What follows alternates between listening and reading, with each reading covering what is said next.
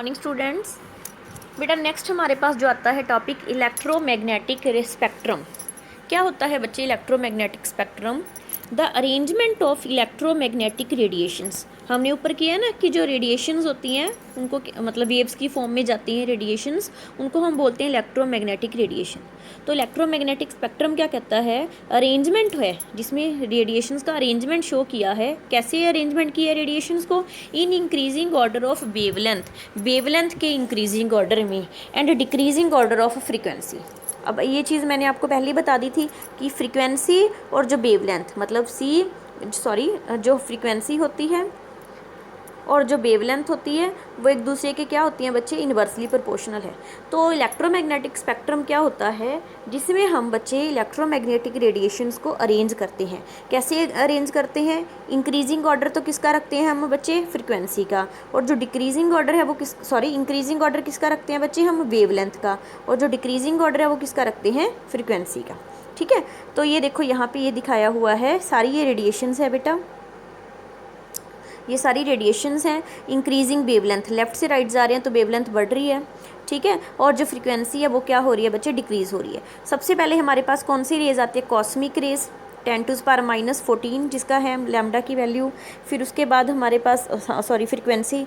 फिर हमारे पास आती है गामा रेज, गामा के बाद नेक्स्ट एक्स रेज, फिर ultraviolet rays, then visible rays. अब जो विजिबल रेज है बच्चे उसमें इतने सारे विजिबल जो भी हम सारे कलर्स देखते हैं बेटा, रेड ग्रीन येलो, जितने भी सारे हम कलर्स देखते हैं वो कलर्स किसके कारण देख रहे हैं बच्चे? विजिबल रीजन के कारण। मतलब हमें सनलाइट जो दिखाई देती है, सारे कलर है वो सारे कौन से किस में फॉल करे हैं बच्चे? विजिबल रीजन में फॉल करते हैं।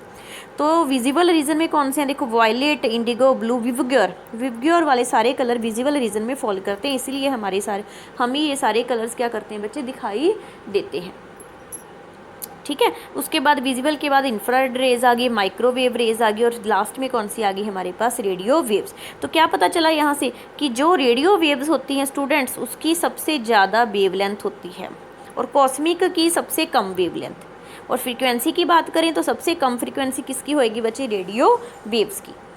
ठीक है बच्चे नेक्स्ट हमारे पास आता है the radiation having wavelength the range between 13,800 angstrom से 7,600 angstrom are called visible region radiations. मतलब जो रेडिएशंस किस में फॉल करती हैं बच्चे? 3800 ऑंगस्ट्रॉम से लेके 7600 ऑंगस्ट्रॉम में फॉल करती हैं। उन सब रेडिएशंस को बच्चे हम कौन सी रेडिएशंस बोलते हैं? विजिबल रीजन रेडिएशंस बोल देते हैं। The arrangement of radiation in increasing order of wavelength is called spectrum. और यही जो हमने अरेंजमेंट किया है वेवलेंथ के इंक्रीजिंग ऑर्डर में, इसी को हम क्या बोल देते हैं स्टूडेंट्स? स्पेक्ट्रम बोल देते हैं। ठीक है, फिर उसके बाद आता है बच्चे next limitations of electromagnetic wave theory. अब ये थ्योरी की भी लिमिटेशंस थी, दो लिमिटेशंस, मेजर लिमिटेशंस थी। This theory explain the properties of light such as interference and diffraction. मतलब इस वाली थ्योरी ने लाइट की दो प्रॉपर्टीज़ को एक्सप्लेन कर दिया। दो प्रॉपर्टीज़ कौन कौन सी? जैसे इंटरफेरेंस होती है लाइट की प्रॉपर्टी, डिफ्रैक्शन होती है लाइट की प्रॉपर्टी। तो इन दोनों प्रॉपर्टीज़ को तो एक्सप्लेन कर दिया इलेक्ट्रोमैग्नेटिक वेव थ्योरी ने, but can not explain the phenomenon of black body radiations. एक फिनोमिना है बच्चे ब्लैक बॉडी रेडिएशन, उसको ही एक्सप्लेन नहीं कर पाया। और एक होता है फोटो इलेक्ट्रिक इफेक्ट, ये दोनों चीज़ों को एक्सप्लेन नहीं कर पाया। फिर से बता रही हूँ, बस समझने वाली बात है, सिंपली समझ लेना कि लिमिटेशंस क्या थी। इसने लाइट का जो लाइट वाली जो इंटरफेरेंस, डिफ्रैक्शन, उन दो चीज़ों को तो एक्सप्लेन कर दिया, बट जो हमारे पास होता है photo electric effect, black body radiation, उन चीज़ों को इसने एक्सप्लेन नहीं किया। तो अब हमारे पास आता है कि ये चीज़ें होती क्या, इनको किसने एक्सप्लेन किया। नेक्स्ट हमारे पास आता है बच्चे फिर पार्टिकल नेचर जो है इलेक्ट्रोमैग्नेटिक रेडिएशन का। सिर्फ इसने क्या नेचर हमें पता चला? Wave nature. नेक्स्ट हमारे पास नेचर क्या आ रहा है बच्चे? पार्टिकल नेचर की। जो इलेक्ट्रोमैग्नेटिक रेडिएशंस है सिर्फ वेव की फॉर्म में नहीं चलती, उनमें छोटे छोटे पार्टिकल्स भी होते हैं। तो पार्टिकल नेचर जो इलेक्ट्रोमैग्नेटिक रेडिएशंस का, वो ये दो फिनोमिनन के कारण पता चला। फर्स्ट हमारे पास सबसे पहले आपको ये पता होना चाहिए, Planck quantum theory. Planck quantum theory ने एक्सप्लेन किया बच्चे इलेक्ट्रोमैग्नेटिक रेडिएशंस का पार्टिकल नेचर। कैसे बच्चे?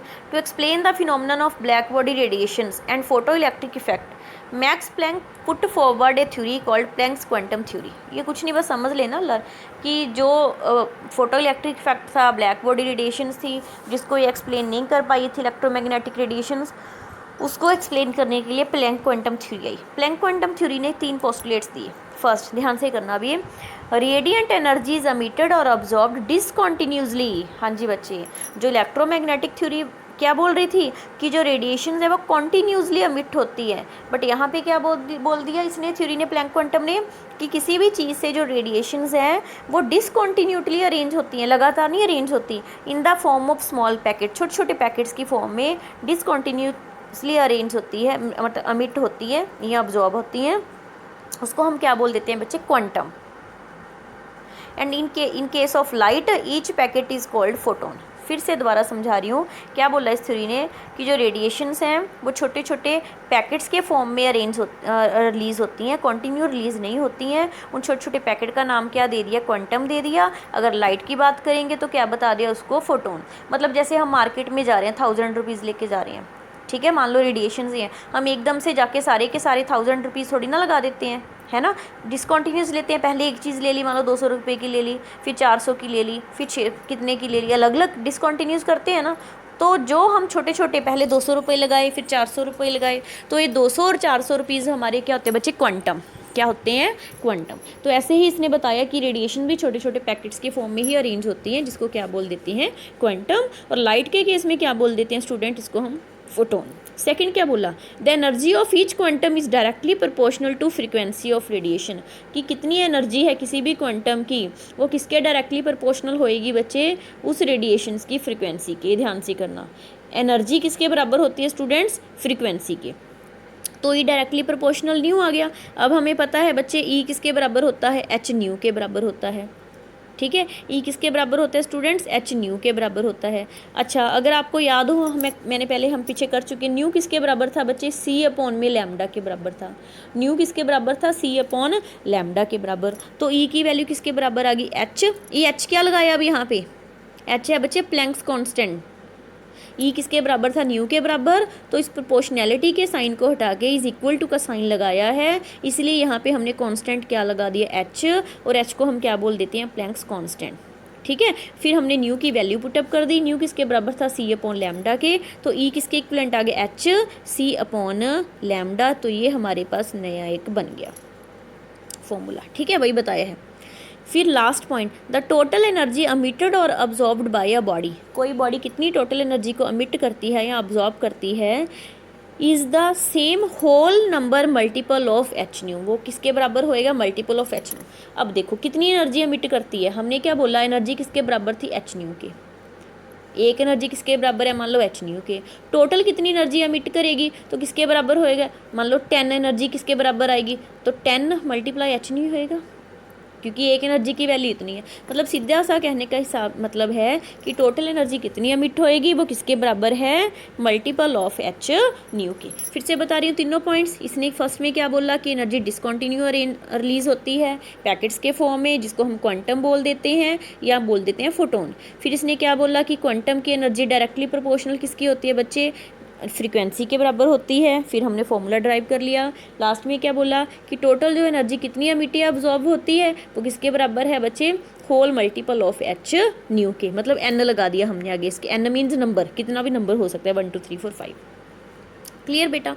अब उसके बाद हमारे पास लास्ट ये एक और चीज़ कर लेते हैं, ब्लैक बॉडी रेडिएशन, जिसको जो है इलेक्ट्रोमैग्नेटिक वेव थ्योरी एक्सप्लेन नहीं कर पाई थी, वो है ब्लैक बॉडी रेडिएशन। क्या देखो, if a substance being heated is black, मतलब कोई चीज़ है हमारे पास ब्लैक कलर की, इसको हम हीट कर रहे हैं, गर्म कर रहे हैं, the radiation emitted is called the black body radiation. और उस काली चीज़ से जो रेडिएशन अमिट हो रही है, उन रेडिएशन को हम क्या बोल देते हैं, black body radiation.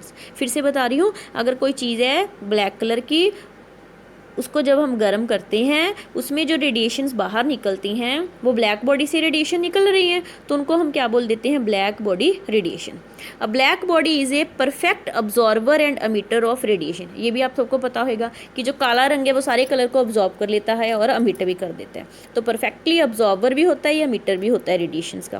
When such a body is heated, अब ऐसी ब्लैक चीज़ को जब हम गर्म करते हैं कॉन्टिन्यूसली, इट अमिट रेडिएशंस ऑफ डिफरेंट कलर। तो हम क्या देखते हैं कि जब हम काली चीज़ को गर्म करते हैं, काला ब्लैक कोई लोहा पीस आ गया मान लो, तो वो अलग अलग कलर की रेडिएशन उससे बाहर निकलते हैं। जैसे जैसे वो गर्म होता जाएगा उसका कलर चेंज होता जाएगा। For example, when black body is heated, जब हम ब्लैक बॉडी को हीट करते हैं, it changes from black to red. सबसे पहले काली चीज़ को गर्म करोगे फटाफट, जैसे काली तिखा लोहा है तो वो क्या बन जाता है, सबसे पहले किस में कन्वर्ट हो गया, रेड कलर में। रेड के बाद और गर्म करोगे तो ऑरेंज, फिर ऑरेंज के बाद किस में कन्वर्ट हो जाएगा, येलो, और लास्ट में आप देखेंगे वो इतना गर्म हो जाएगा कि वाइट बिल्कुल वाइट दिखना लग जाएगा एट वेरी हाई टेम्परेचर। तो क्या देखा यहाँ पे हमने कि जितनी ज़्यादा उसको हीट कर रहे हैं, heat means energy, heat means क्या होता है स्टूडेंट्स, एनर्जी।